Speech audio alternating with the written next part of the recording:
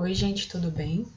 Nós estamos conversando sobre a deterioração de matérias-primas. Então, a gente já falou sobre a deterioração em geral, quais são os principais micro-organismos envolvidos, falamos sobre a deterioração do leite, dos produtos carnes, das aves, dos pescados. Agora a gente vai falar sobre a deterioração de ovos e produtos enlatados. Vamos começar a falar sobre os ovos. Bem, a qualidade dos ovos, ela é determinada, ela pode ser avaliada tanto pelas características externas do ovo, então o peso, a cor, a integridade da casca, a uniformidade da casca, como pela manutenção da qualidade interna do ovo, que a gente vai ver um pouquinho mais para frente, mas é a integridade da gema, a textura da clara, entre outros, tá? A qualidade do ovo, ela está bastante associada à qualidade sanitária do ambiente em que o ovo é produzido para ser comercializado, pela cadeia produtiva, então o cuidado dos veterinários da granja com os animais, com as galinhas, né? E no momento da distribuição para o consumidor. Bem, de maneira geral, a parte interna dos ovos, ela é estéril. Como assim? Geralmente, a parte de dentro do ovo, né, a gema, a clara, ela não tem micro-organismos, ela é estéril.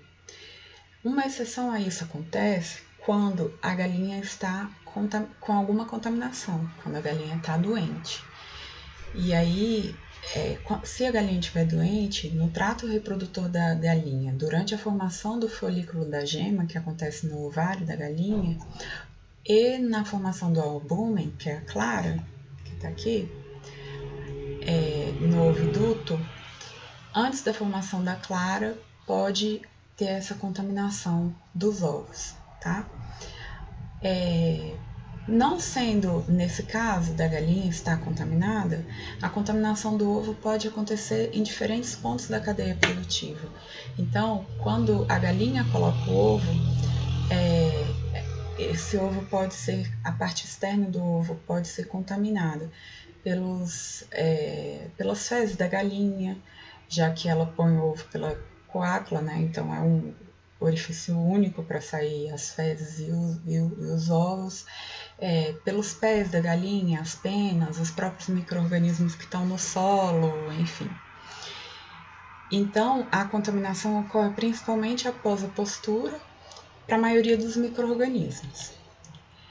Porém, os ovos têm um mecanismo de proteção contra essa invasão microbiana. Primeiro existem as barreiras físicas ou barreiras mecânicas. Então tem a casca com as suas membranas internas e que protegem o ovo. Só que à medida que o ovo vai envelhecendo, essas membranas vão se alterando e aí isso favorece a contaminação, tá? A deterioração. E existem também barreiras químicas. Então tem a albumina, que é a proteína que compõe a clara, ela tem um pH de 9 a 10 e tem baixa disponibilidade de compostos nitrogenados, devido às ligações dessas proteínas com outros compostos que formam a clara. Então, alguns nutrientes ficam indisponíveis para o consumo pelo micro-organismo. Então, a clara acaba tendo uma atividade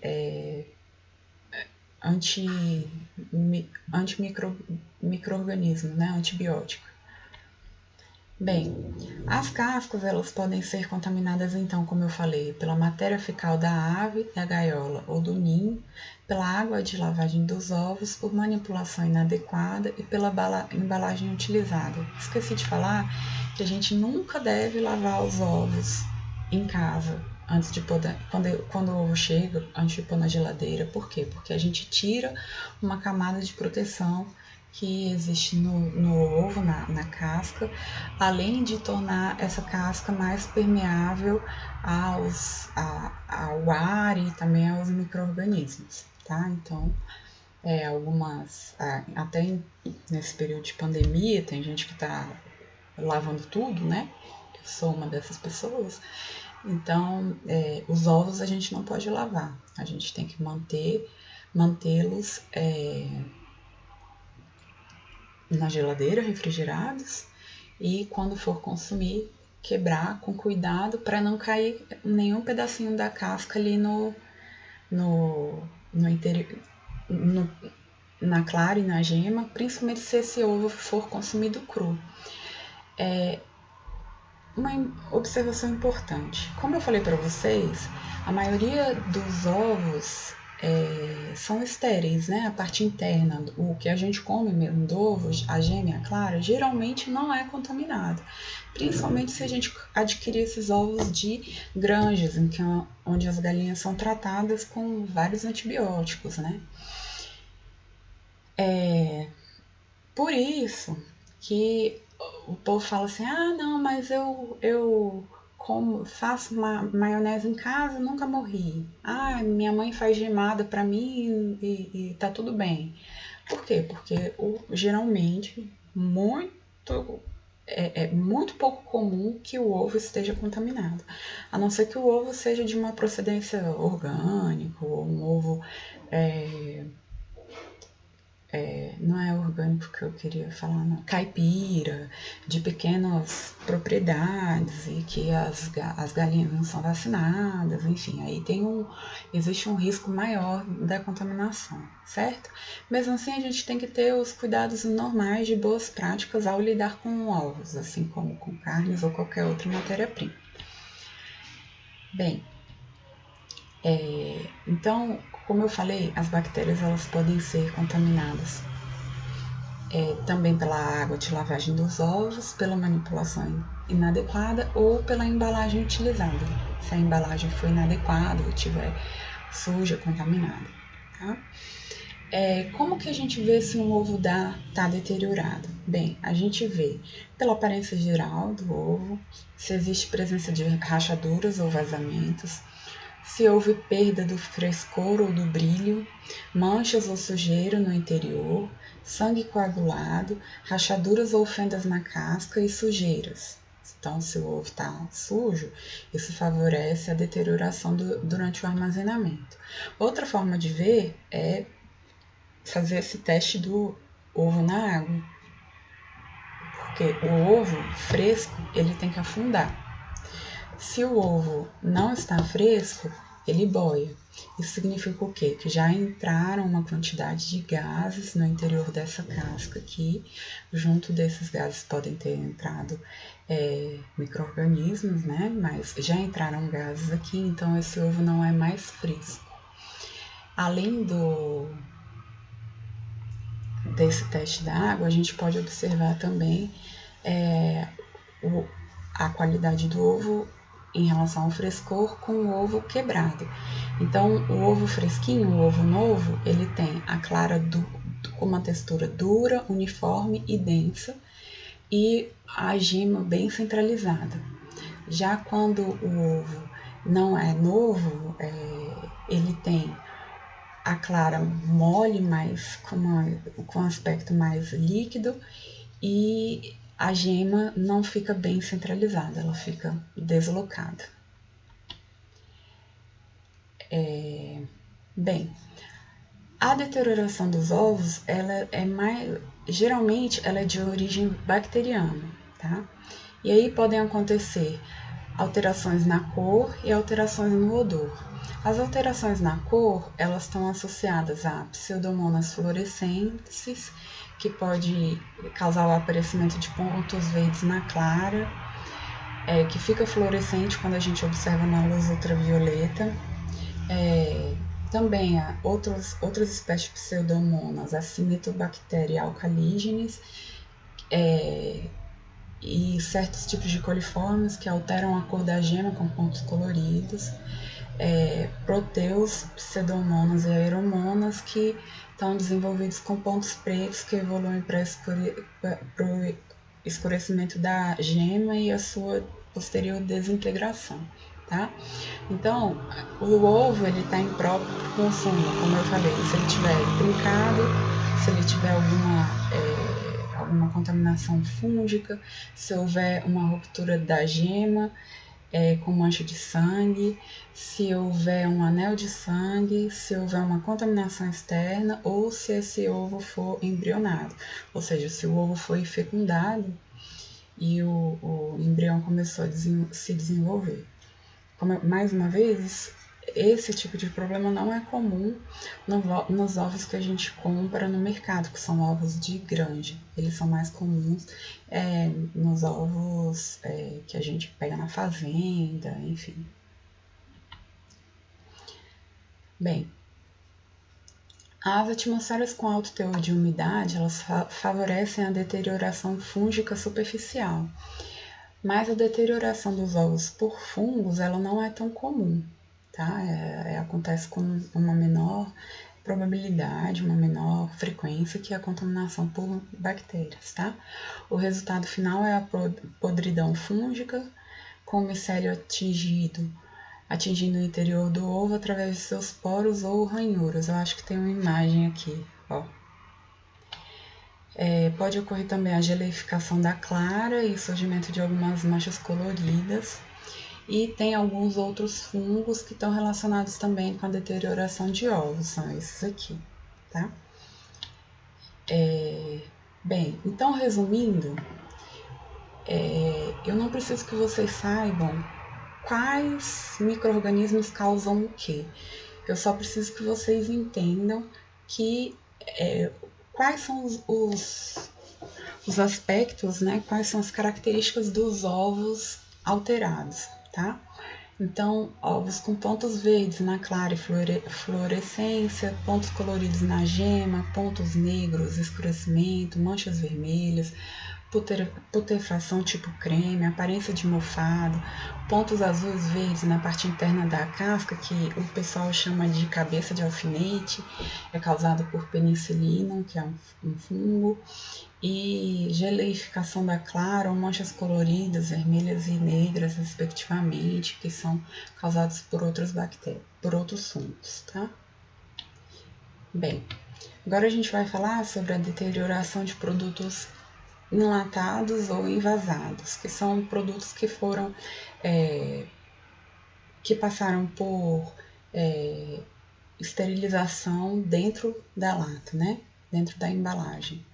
Então, geralmente, os alimentos enlatados ou esterilizados, eles não deveriam ter deterioração microbiana. Por quê? Porque eles foram submetidos ao tratamento térmico, né?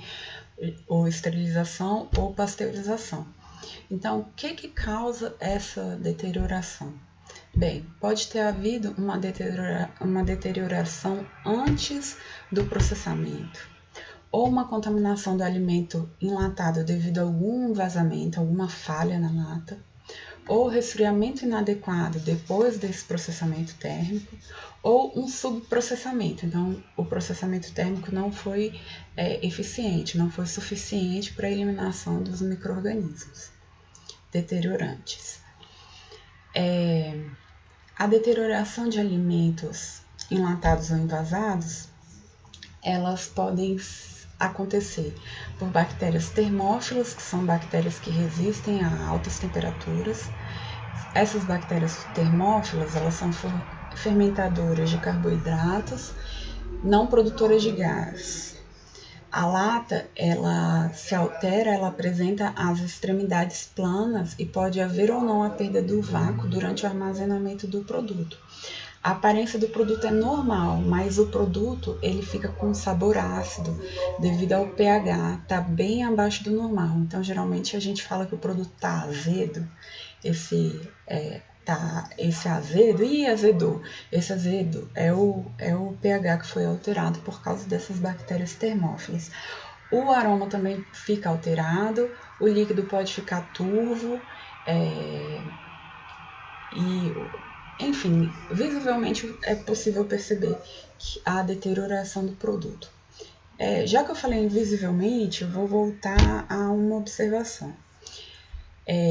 nós temos as bactérias os micro-organismos deteriorantes e os micro-organismos que causam doenças, né?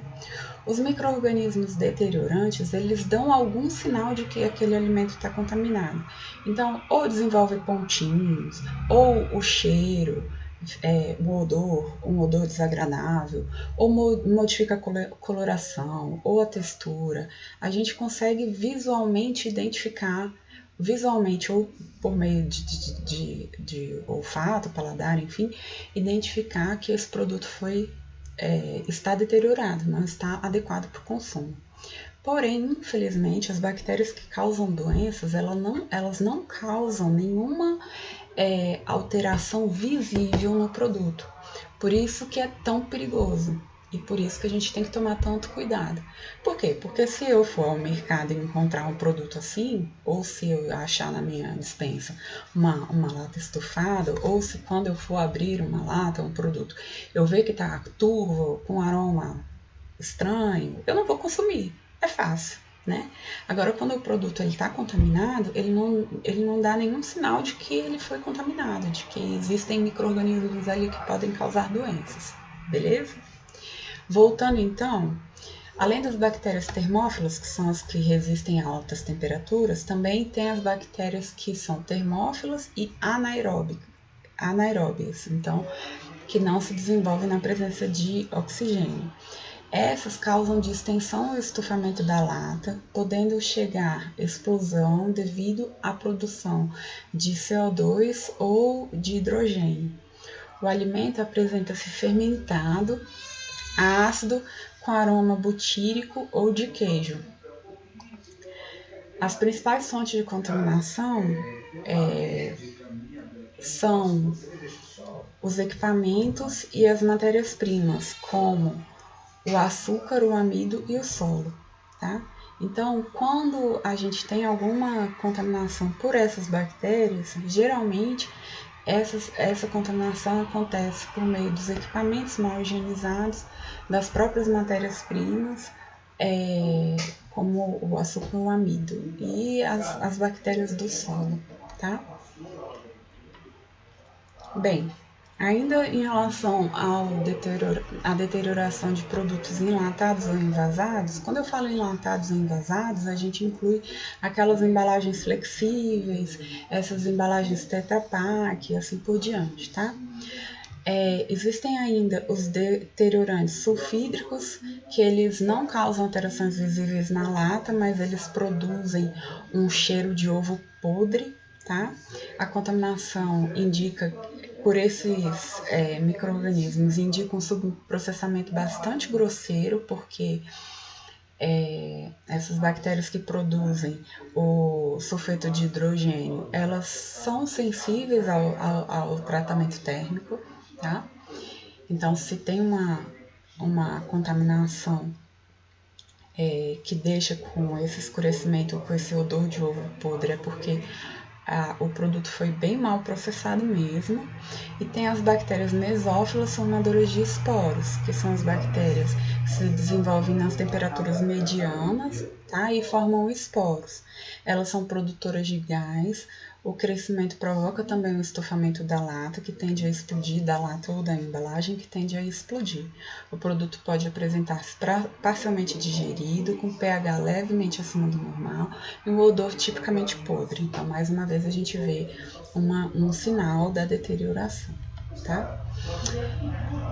Qual é o principal cuidado em relação aos produtos envasados, esterilizados? Em relação ao Clostridium botulium, que é um micro-organismo de importância na saúde pública porque causa doenças graves, né? O tratamento térmico necessário para destruir os esporos do Clostridium botulium é suficiente para prevenir a deterioração por outros micro-organismos. Mas não é raro o emprego desses processos mais severos com o intuito de destruir os esporos mais termorresistentes desse grupo. Então, os produtos que geralmente são enlatados e esterilizados, a principal preocupação é com o Clostridium botulium, mas também eles acabam utilizando esses processamentos também para destruir outros esporos de bactérias que são deteriorantes e esporuladas, que formam esporos. Vocês lembram o que são esporos, né? Os esporos é a forma de proteção da bactéria. Então, quando a gente tem uma bactéria, quando essa bactéria encontra um ambiente não favorável assim, ao seu desenvolvimento, ela fica numa forma não ativa, né, de sobrevivência, na forma de esporo, e ela sobrevive dessa forma, e ela fica nessa forma de esporo até esse esporo encontrar um ambiente favorável, e aí ela volta ao seu estado, ativo, e aí ela pode se desenvolver doenças ou deteriorações, assim por diante, tá? Daqui a pouquinho a gente vai falar mais sobre Clostridium botulinum. Ainda em relação à deterioração de produtos enlatados ou envasados, a gente tem produtos com alta acidez, como chucrute, como os produtos à base de tomate, picles, outros produtos fermentados. Geralmente esses produtos são deteriorados por bolores, leveduras ou bactérias lácteas, que principalmente lactobacilos ou leuconostoc, e bactérias lácticas que não fizeram a fermentação desse produto, então que houve uma contaminação, uma concorrência das bactérias fermentadoras com outras bactérias deteriorantes, tá? Bem, a deterioração dos alimentos enlatados ou envasados, só resumindo, elas geralmente causam estufamento de uma lata que pode ter uma origem tanto microbiana como química, tá? A microbiana geralmente tem produção de gás carbônico e hidrogênio. A análise da quantidade e da qualidade de gases em uma lata estufada, ela ajuda a identificar a natureza da alteração que aconteceu naquele alimento. Essas alterações existem outras alterações na lata que podem auxiliar na determinação desse tipo de deterioração. Então, nem todas as alterações são de origem microbiana, mas frequentemente as alterações na lata, elas, quando são de origem microbiana, ela estufa as duas extremidades da lata, tá? Porém, existem outros defeitos que podem ser notados nas latas, que são consequências de pequenos pontos de depressão, então, da lata batida, de microfuros, de corrosão ou de costuras defeituosas no fechamento das latas, enfim. Por isso que a gente sempre recomenda não comprar lata amassada, não comprar a lata que está enferrujada ou que está com que está com alguma alteração na embalagem. Por quê? Porque esses defeitos, eles aumentam a permeabilidade da lata e com isso aumentam a probabilidade de contaminação, tá? Bem, a gente então já finalizou essa parte de micro-organismos deteriorantes dos alimentos enlatados. E agora a gente vai falar um pouquinho, vou aproveitar o tempo para falar um pouco sobre o Clostridium botulinum, que é um micro-organismo causador do botulismo clássico, do botulismo de lesões e do botulismo infantil. Bem, o botulismo clássico é uma intoxicação causada pela ingestão de alimentos com neurotoxinas, então com as toxinas produzidas pelo micro-organismo, tá? O botulismo de lesões é uma doença infecciosa causada pela proliferação e liberação dessas toxinas em lesões infectadas. Então, não é uma doença gastrointestinal. E o botulismo infantil é o botulismo causado pela injeção dos esporos, então, assim como o botulismo clássico, só que em crianças menores de 1 ano. Essas duas, botulismo clássico e infantil, têm sintomas parecidos, tá? Bem, os surtos por Clostridium botulinum, eles estão associados a alimentos estocados em ambiente anaeróbico, porque o Clostridium botulinum é uma bactéria anaeróbica, de baixa salinidade e pH elevado, como as conservas caseiras, as conservas comerciais e entre outros produtos, né? Pode acontecer em mel, frutas, vegetais, carnes, frutos do mar, então em uma série de produtos, tá? O botulismo clássico, ele é então uma intoxicação alimentar que ocorre depois do consumo de alimentos contendo a neurotoxina pré-formada por essa bactéria. O período de incubação, ele é de 18 a 36 horas após o consumo do alimento, mas pode chegar de 6 horas a 8 dias. Os sintomas são náusea, vômitos, cólicas e diarreia, mas também o que caracteriza bastante essa doença é a visão dupla, dificuldade de deglutir e de falar, que mostra que houve que a neurotoxina afetou os neurônios, o sistema nervoso central, tá? Então, acontece também uma fraqueza muscular, uma paralisia progressiva e simétrica, descendente, então, descendente de cima para baixo, da cabeça para baixo, e flácida. E aí pode acontecer morte por asfixia, tá?